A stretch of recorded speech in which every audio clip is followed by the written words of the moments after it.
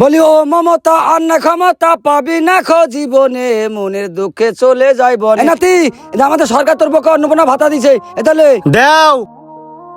এই না না, এতগুলা পেজে কি ব্যাপার? আমার 14 গোষ্ঠীর কি ইতিহাস লেখা আছে নাকি গো? এত কি পরিবারে সবাই পাবে না বই একা পাবে ভাতা? না না, তোর বই একাই পাবে। আমার বই একা পাবে তো এখানে আমার পরিবারের, আমার ছেলেপিলি, আমার লাতিপুতি, আমার বাপ, আমার পয়দাদো, আমার বাড়ির মুরগি হাঁস সবকিছুর ডকুমেন্টস লাগবে এখানে বলছে। আমার ব্যাংকে কত আছে সেটাও লিখে দিতে হবে, আমি কি খাচ্ছি সেটাও বলতে হবে। কি ব্যাপার গো? এতগুলো কাগজ কি করে দিব বলো দিনি? এমনিতে এনআরসির কাগজ জমা দিতে দিতে, এসআইআর এর কাগজ জমা দিতে দিতে আমাদের গাড় এমনি ফেটে যাচ্ছে। সরকার কি লাগিছে গইয়া? মমতা তো আমাদের পেছন দিয়ে বাস দিছে, নব মুখ্যমন্ত্রী সরকার আমাদের সামনে দিয়ে বাস দিছে গো। হ্যাঁ, আমরা তো জইলি বন্যু।